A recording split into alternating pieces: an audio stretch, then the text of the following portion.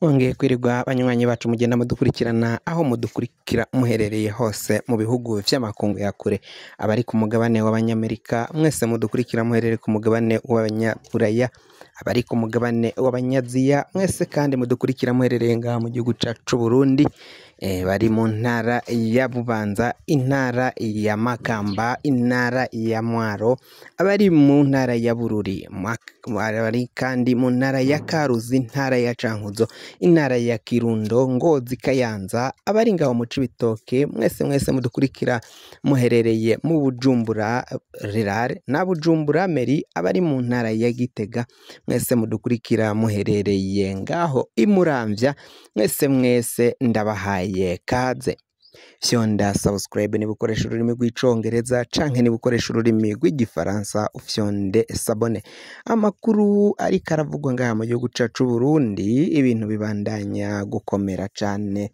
Mu nyuma yaho Rede Tabara igavye igitero, ico gitero yaciye igaba rero kikaba kiriko kiragira ingaruka ku banyagihugu, aho biri kuvugwa ko benshi batekewe n'ubwoba, cane abanyagihugu batuye mu ntara zo mu burengero bw'igihugu cacu c'Uburundi, mu ntara ya Bujumbura Rirare, abari mu ntara ya Bubanza n'intara ya Cibitoke. Izo ntara bavuga ko abanyagihugu batekewe n'icoba cane bivanye nuko umuhari Rede Tabara ndetse n'indi mihari igwana ngaha mu gihugu c'Uburundi, imihari yitwaje ibigwanisho bicira umuriro ikaba iriko iratera igihugu c'Uburundi.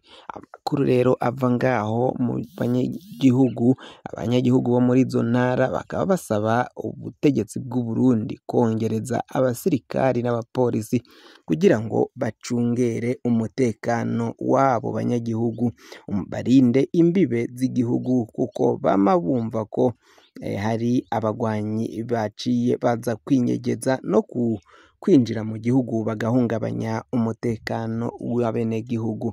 Muri komine Vugizo ngaho ni mu ntara ya Bujumbura Rirare haravuze urwamo rw'amasase.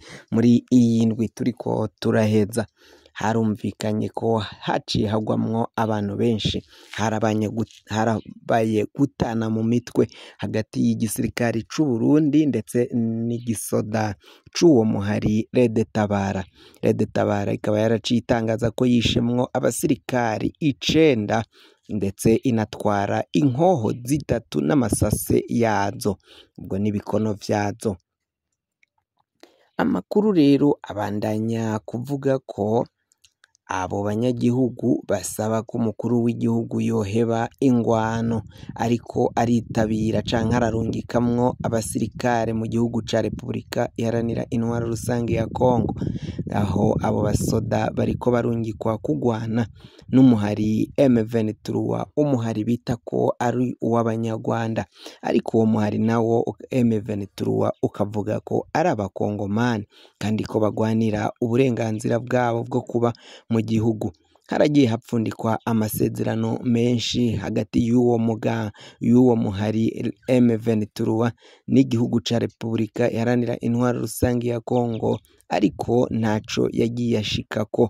Haragiye habaho amagenerasiyo atandukanye y'iyo mihari ikagenda yimuka iva ku wundi bivanye n'uwutwara, ndetse igenda inahindura amazina.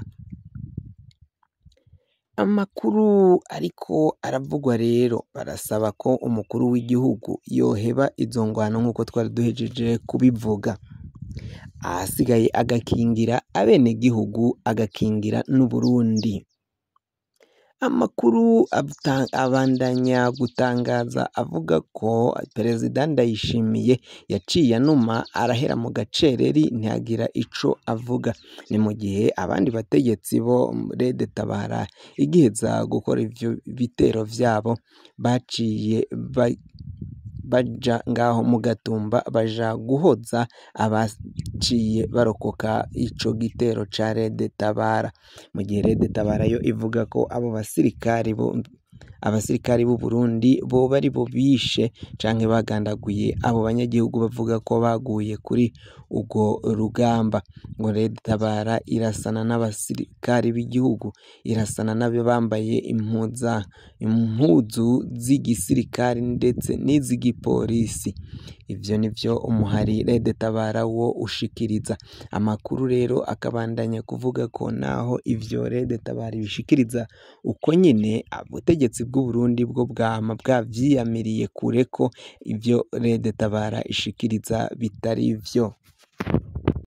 Bamwe mu banyagihugu b'u Burundi bati Perezida Ndayishimiye arakwiye gutanga imihoho bivanye nuko igihugu ngo agishikanyaho umwanzi ashaka, akigejeje ahatemba ariko arakiroha mu manga, kuko ntago vyumvikana ukungene umuhari Red Tabara uriko uratera igihugu we akabandanya kurungika abasirikari muri Kongo n'abariyo ntabakureyo canke ngo abahe imisiyo yo kuja kugwana n'uwo muhari Red Tabara bagwanire ngaho mu gihugu ca Repubulika iharanira intwaro rusange ya Kongo, bataje kugwanira ngaha mu gihugu c'u Burundi.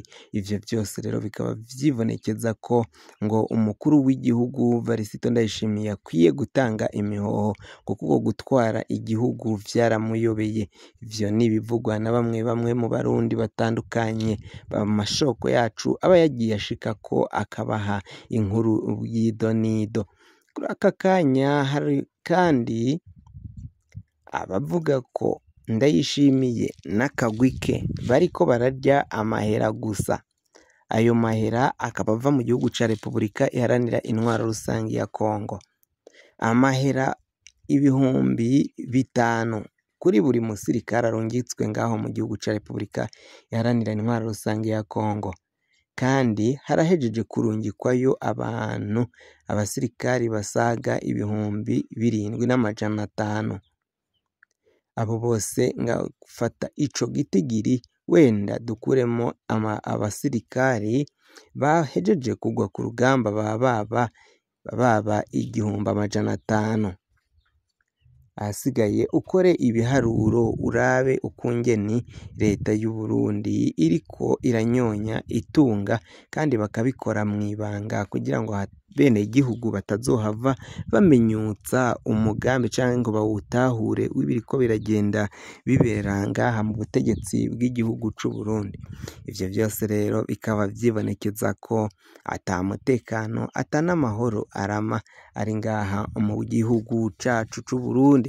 Abasoda rero bo bakaba biyamiriza nanone izo ngwano zama zabahuje n'imihari igwana, bakaba bavuga ko bituruka ku banyepolitike bo hejuru, vyibonekeza ko ari abanyapolitike babi batazi gukora politike na ako kagwi. Kandi abasirikari b'u Burundi bagiriza kakaba karimwo umukuru w'igihugu Varisito Ndayishimiye mbere na General Prime Niyongabo, akaba ari bo bantu bambere bagirizwa kuba ari bo basuma kuri kino gihe.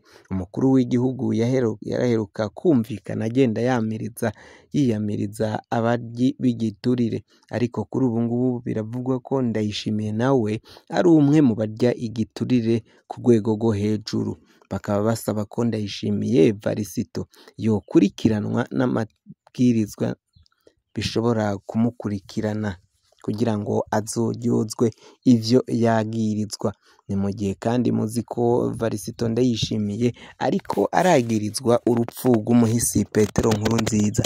Uyu biravugwa ko rero ari we yoba yarateguye kandi aganashira mu ngiro ukungene uburozi buzova ngaho mu gihugu ca Tanzania.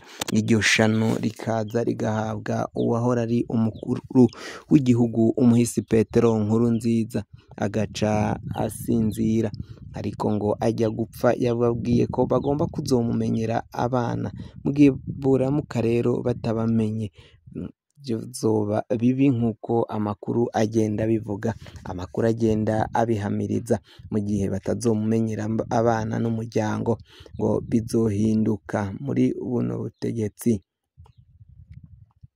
Amakuru yacu rero reka tuyasoreze ngaha dushimira dukengurukira buri umwe wese aba yagize ico ashikiriza haba mu gukora comment ndetse no kuraba iyi video n'aya makuru ukayumviriza ukayatega amatwi ukayasesangura ukumviriza ibirimwo.